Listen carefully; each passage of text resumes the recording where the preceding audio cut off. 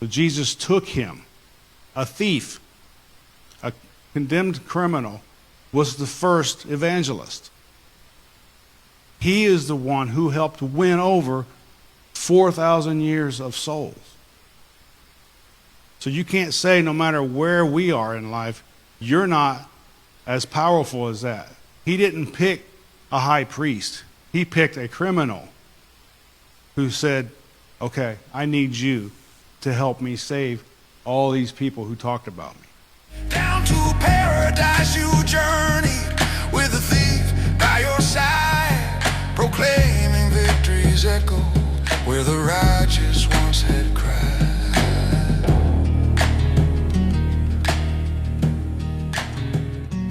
Mouth of 2 or 3 witnesses, every word will be established. In the Bible, one person cannot be a witness for something. You have to have 2 or more to make something true. This starts off at the beginning of time. The very first thing created was heaven and earth. In the beginning, God created the heaven and the earth. That's first line.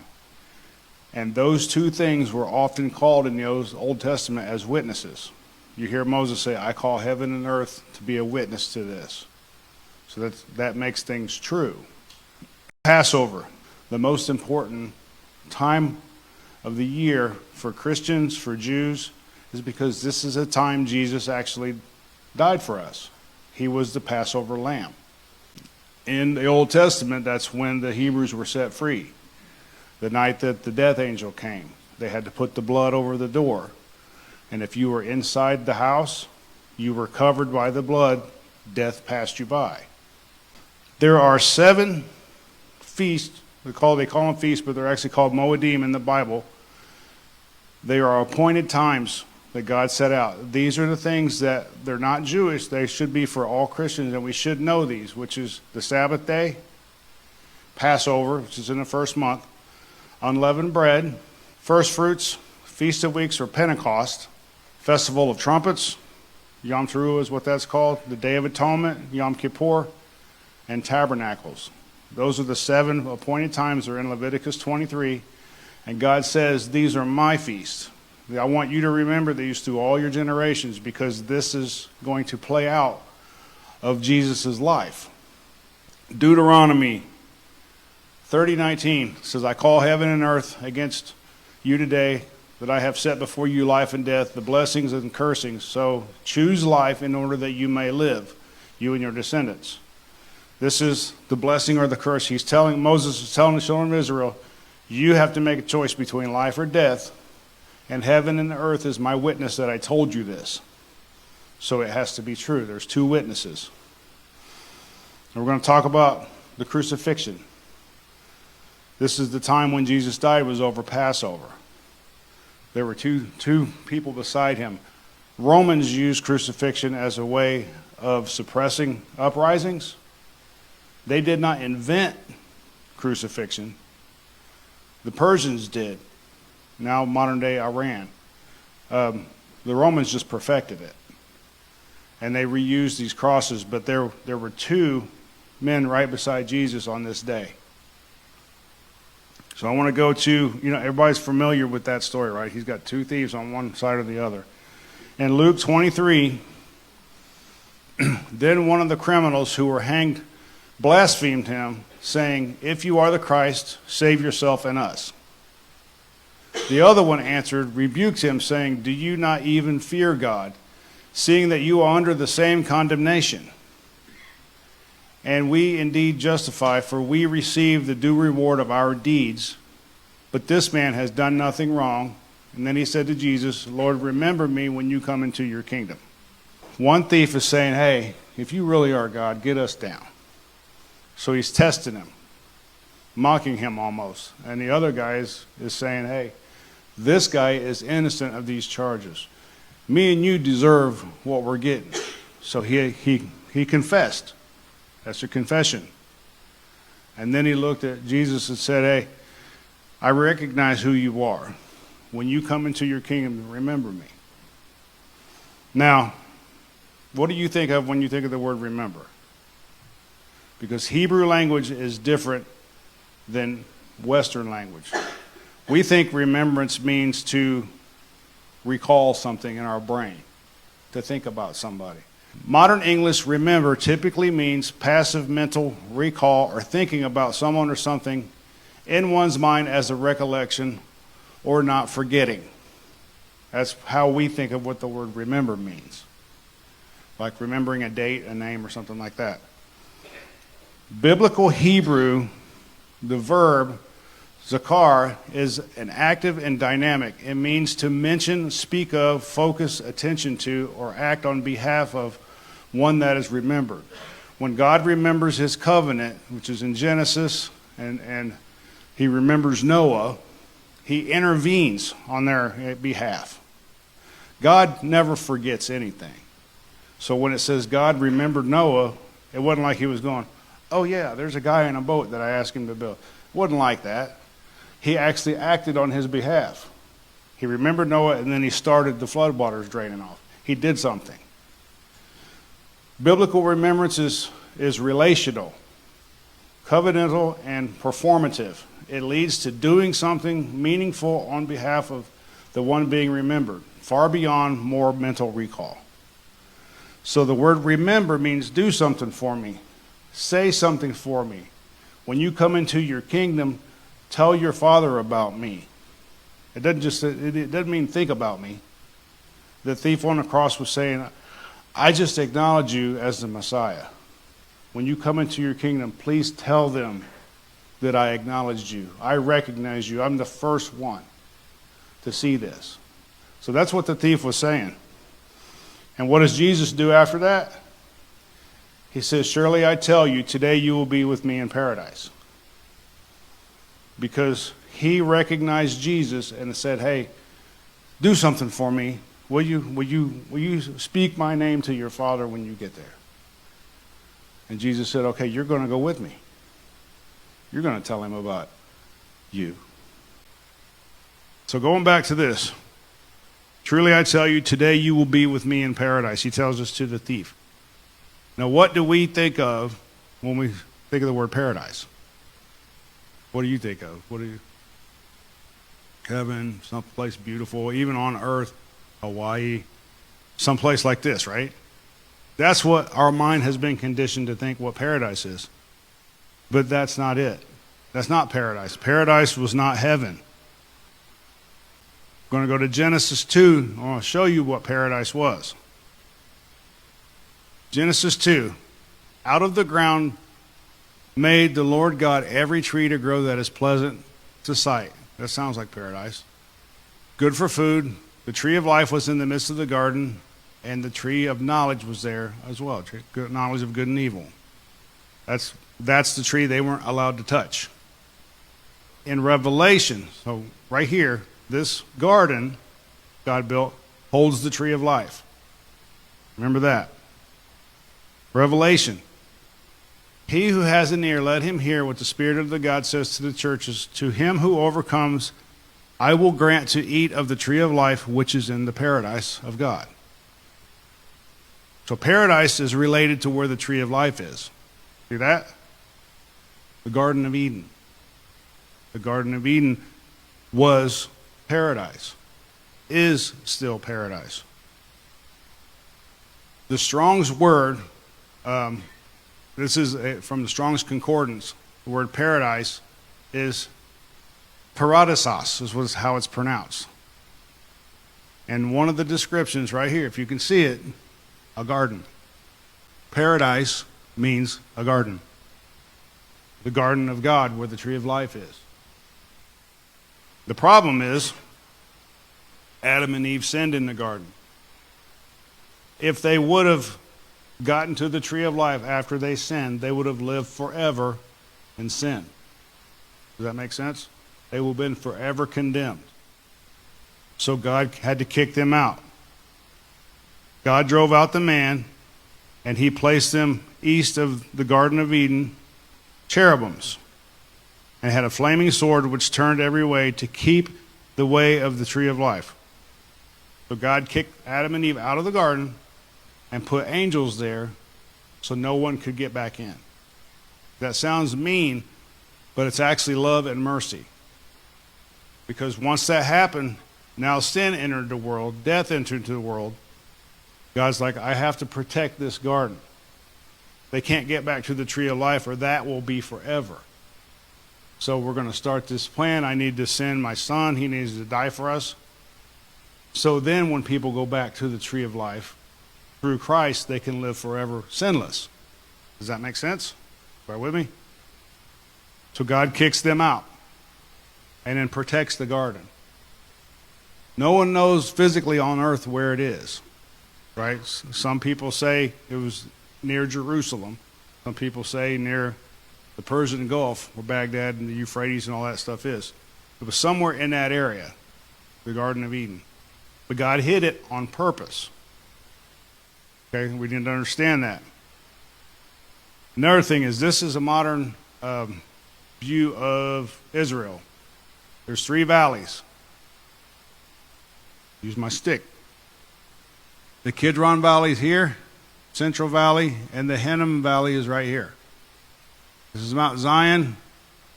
All of this is the old city. Right here is the Temple Mount, where the Dome of the Rock is. This is where the Jews are trying to rebuild the third temple. Al-Aqsa Mosque is right here. This is called the Ophel.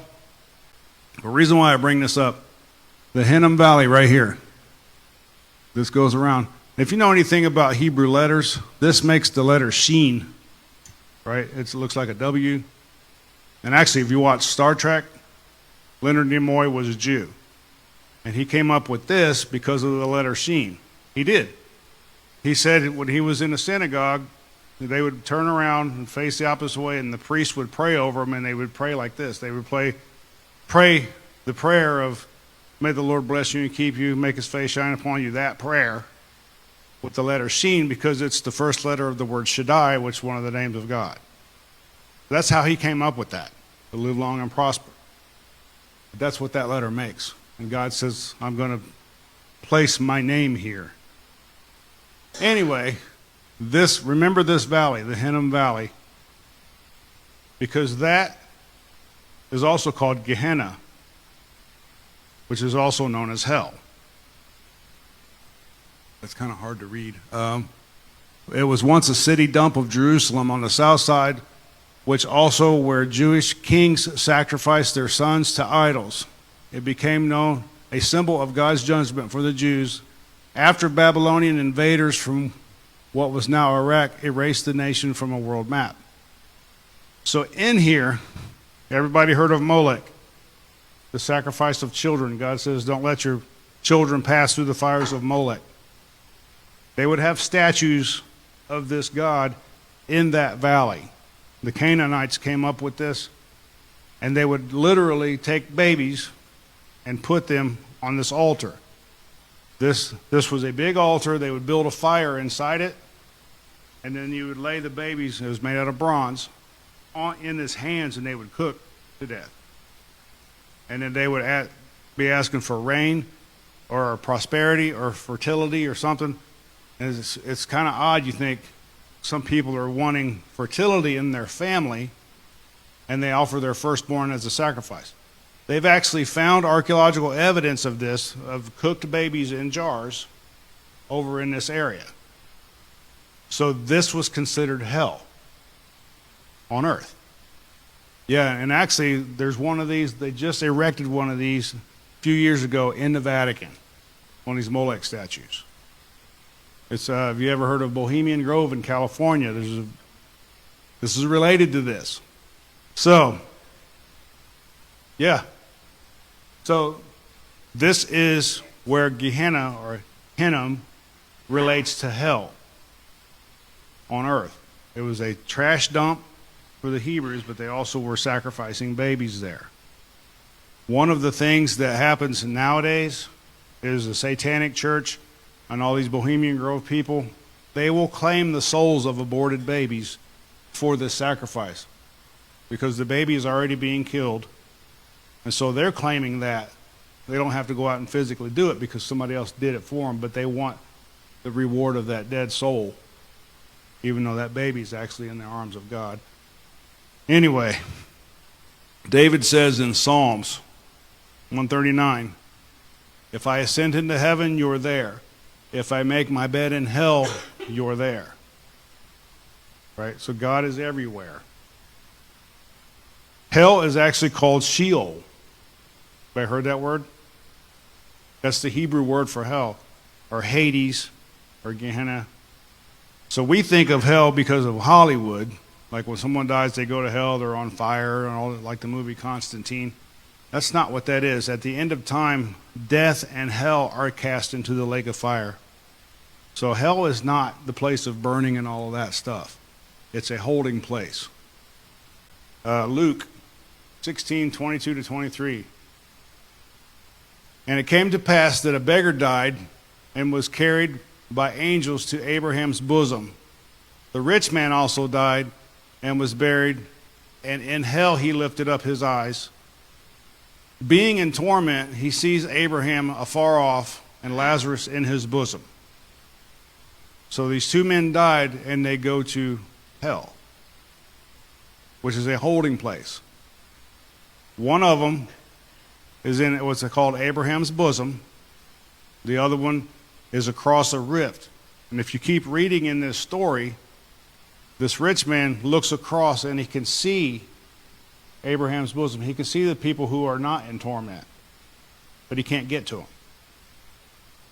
So this is what hell is shaped like in the Bible. When people go today, when we die today, we don't go directly to heaven. We go to what's called the bosom of the Messiah. It's a holding place, but you're with Christ. Does that make sense? And if you're not with Christ, you go to another holding place until the end, where you decided you go to the new heaven or new earth, or you go to the lake of fire kind of thing. So, this man can see his friend across the rift, but he can't get to him. And then there's other instances where he's like, please just give me a drop of water. I'm in torment. And it's not because he's in flames, it's because I missed it. I had my chance to be over there, and I played around, and now I'm not. Now I'm just going to sit here until judgment and probably be somewhere where I don't really want to be. That's why we can't play around with this stuff. And I don't know if you've ever been to a funeral of someone that you know was not with God, and you can see the anguish on their face. Anybody ever seen that? Or, I mean, you probably have. You've probably done a lot of funerals. And if someone's been really close to God, there is a peace on their face. So, Sheol. Everyone dies and rests in Sheol until the resurrection. Everyone in the Old Testament, when they died, they didn't go to heaven. One of the reasons was because they didn't hear the gospel. Jesus hasn't died for them yet. There's 4,000 years of saints that died that they were still in sin. Jesus had to die for them too. So they had to go somewhere. Does that make sense? They had to go somewhere until they heard the gospel. They taught about it. They prophesied about it. Moses says, one day there's going to be a man like me that you have to obey. David prophesied about Jesus all the time. Psalm 22 is a direct prophecy of Jesus on the cross. But these guys didn't hear the gospel from them. They talked about one day it'll come. That they had to die, but they had to wait for it, just like we get to hear it now. The word Sheol appears 65 times in the Hebrew Bible. In the King James, it's translated 31 times as hell.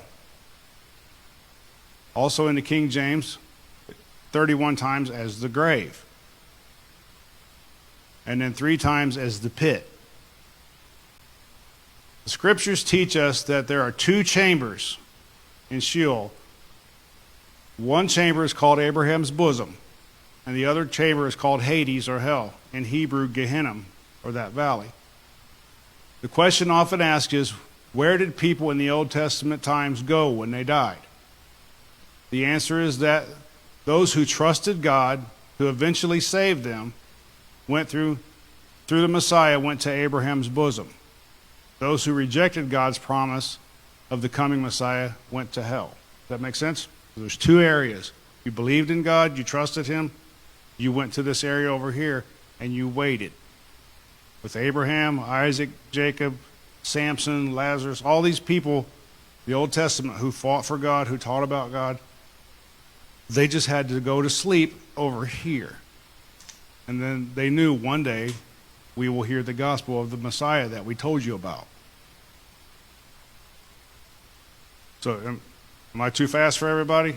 I know it's a lot of stuff, but you need to understand how this works. This is what could be what the city of Jerusalem looked like in that day. You have the Antonia Fortress here, which was the Roman fort, the temple, courtyard, and all that. And this is a bridge that will go across. Over here is the Mount of Olives. So this is where Jesus prayed and all that. This is where Jesus is going to ascend from, where he will descend and split it in half and then go through the eastern gate and reclaim Jerusalem. Now, what would happen on one of these days, on Passover, after the lamb is slain, that they've done this for thousands of years, the final lamb is slain. That's your Passover lamb. From the time of David up till Jesus, this was done every year, and that would represent salvation for individuals. Right? People would take lambs or birds or whatever to atone for their sin and the sins of their family. The high priest was the one who actually killed the last lamb.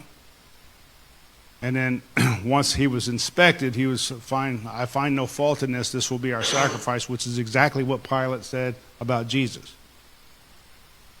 The priest then, once the lamb was slain, he would cross that bridge to the Mount of Olives, where they would have barley stalks, wheat.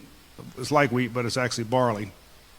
And he would find standing stalks and mark off, sometimes 10 of them. And he would put a tie around it of the best stalks of barley.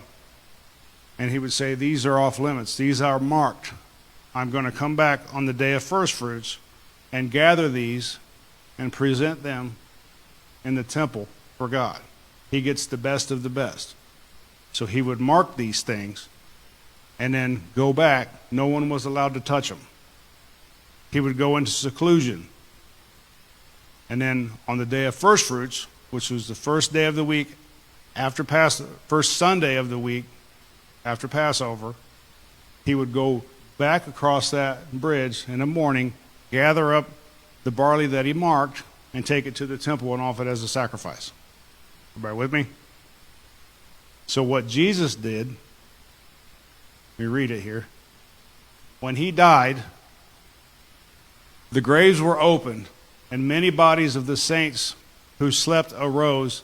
They came out of the tombs after Jesus' resurrection and went into the holy city and appeared to many people.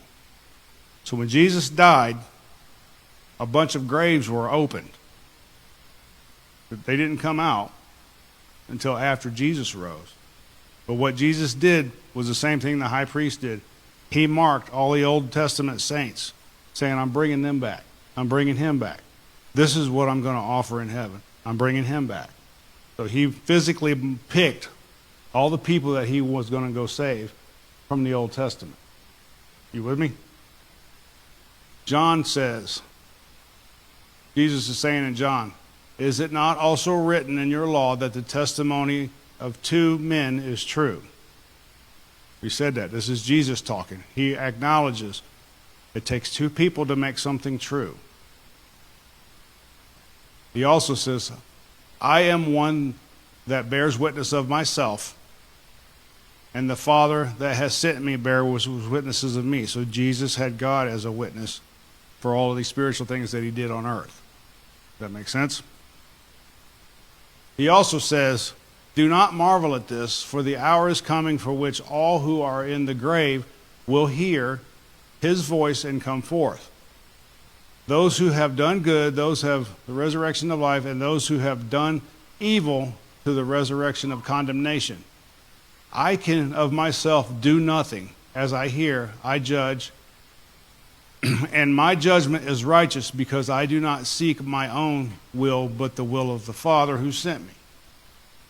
And Jesus says, if I bear witness of myself, my witness is not true. There is another who bears witness of me, and I know that the witness of which he witnesses of me is true. I'm going somewhere with this, because you got to understand what's going on. Jesus says, I'm going to go save these people who have already died. That's what that means, right? But I can't bear witness of myself. I have to have another person with me. And it has to be someone who was a witness of my life. I am he that lives and was dead, and behold, I'm alive forevermore. Amen. And I have the keys of hell, Sheol, and of death. He went down to Sheol when he died, and he come back on the day of first fruits, which some people call Easter, but it's actually the day of first fruits, with the victory of the grave, of hell. Death, hell, and the grave, which is all Sheol, which is all where the Old Testament saints went. In Ezekiel, it says, Ye shall know that I am the Lord when I have opened your graves, O my people, and brought you up from your graves. So again, in the mouth of 2 to 3 witnesses, something's true. Okay, now I want you to think about this. Jesus is on the cross. There's a witness beside him that says, if you're really God, save us and yourself. And the other one recognizes him as the Messiah. Jesus says, you are going to go with me today to paradise. Jesus did not go to heaven when he died. Neither did the thief on the cross. They went to hell to witness to all of the people. And he took that guy with him as a witness. All the Old Testament saints knew it takes 2 people to make something true. If Jesus would have walked into Abraham's bosom in hell and said, I'm the Messiah you talked about, he would have walked up to Moses and said, I'm the guy you talked about. Moses would have said, prove it. I don't know you. Where's your witness? If he would have said to Isaiah, all these stripes that you talked about, I bore those, he would have said, where's your witness? I can't believe you because you told us it takes 2 witnesses. So he took a guy with him that seen it. He took a guy with him that was on a cross. He went through everything Jesus did. He was hanging there beside him. This thief could have said, what he's saying is true. He could have walked up to Isaiah. Those stripes that you talked about, by his stripes we are healed. I actually saw them. I was there. I watched them cast lots for his robe. All this stuff that you guys promised would happen, I saw it. He was the witness. So Jesus took him, a thief, a condemned criminal, was the first evangelist. He is the one who helped win over 4,000 years of souls. So you can't say no matter where we are in life, you're not as powerful as that. He didn't pick a high priest. He picked a criminal who said, okay, I need you to help me save all these people who talked about me. And the guy went with him. There are no longer any more souls in Abraham's bosom today because Jesus emptied it prior to his ascension. When the faithful believer in God dies today, they go immediately into the bosom of the Messiah. You're with Christ. Right? When Jesus appears on the first day, he actually rose at night. He didn't rise during the day. It was actually Saturday night when he rose because it says in the Bible, Mary got to the tomb. It was still dark outside and the tomb was already empty. So this whole Sunday morning resurrection thing did not happen. It happened at nighttime because it was dark. Mary gets there, and if you can look that up, it's in John. Still dark. She didn't recognize him because she couldn't see. It was dark. She runs back, and by the time they come back, she runs back to tell the other disciples the tomb's gone, the body's gone. So they run back to the tomb, and then the sun's coming up. But the first thing Jesus says to her is, don't touch me. I haven't ascended yet to my Father. So that means he didn't go to heaven yet. When she saw him, he hadn't been to heaven yet.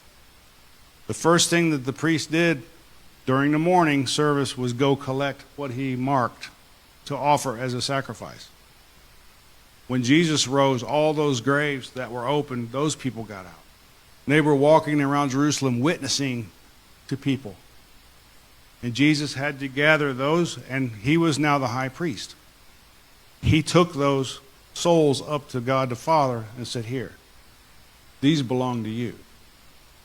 These are the first fruit offerings. And Paul calls him that, Christ the first fruits. He offered all those dead souls from the Old Testament to God the Father in heaven on the first day of the week, the day of first fruits. And then the high priest wasn't allowed to be touched until he did that. All the Old Testament ceremonies, once he went and gathered the barley that he selected, take it back across, offered it into the temple, he wasn't allowed to be touched because he would be then unclean. And he would have to go through a 7-day ritual to do that. So that's why he told Mary, don't touch me yet. I haven't ascended to my Father and given him his gift of the Old Testament souls. But then later on, when he comes back down and all of the disciples are in the room, the very first thing he says is, touch me, handle me, feel my arms. Which means I've already offered those gifts up. Now I can be here with you. So the point of all this is it's more than just thinking Jesus took this guy to heaven. That would be one thing. But Jesus took him to hell to help him win over all those souls and prove who he was. And it was a thief. He was a broken down man who admitted who God was, acknowledged him, and Jesus said, I can use you. I don't need any of these priests. I don't need any of these scholars. I need someone who saw me for who I am. I don't care how broken you are. You are going to help me win thousands of years of souls by just witnessing for me. And today, when we go in and we talk to somebody, no matter what you're going through, you have Jesus in your heart, you are the second witness. That's all you need. You don't need a bunch of scholarly things. All you need is the witness of Jesus in your life, what he did for you and what you've seen him do. Does that make sense? If Jesus has done something in your life or you've seen him do something in somebody else, you are a witness to that. And with him and you together, that makes it true. And you can win nations. You can win people out of hell by being a witness and help them get saved. Right? You don't save people. You just plant the seeds. God tells us, you are Johnny Appleseed. I'm going to give you a bag of seeds and you throw them. It doesn't matter if they hit stony ground. It doesn't matter if they hit thorns. Good grass, you don't worry about that. I'll take care of that. God waters them and the angels harvest it. That's what it says. So I need you just to be Johnny Appleseed. And the seed is the word of God. So if you just throw the seeds and let him take care of it, that's all you're responsible for. You're not going to win somebody over. He does. The thief that went to hell with Jesus didn't win them over. He just acknowledged everything Jesus said. I saw it. I was there. That made it true, and that made all those people believe in him. So that's the power that we have. No matter what our background is, no matter what we've done, if you've accepted Christ and you acknowledge who he is, you can go to the depths of hell to help provide a seed for someone to come out. And you don't need anybody else but him, because that's all he needed. And then those people will have an opportunity to walk their walk to meet God.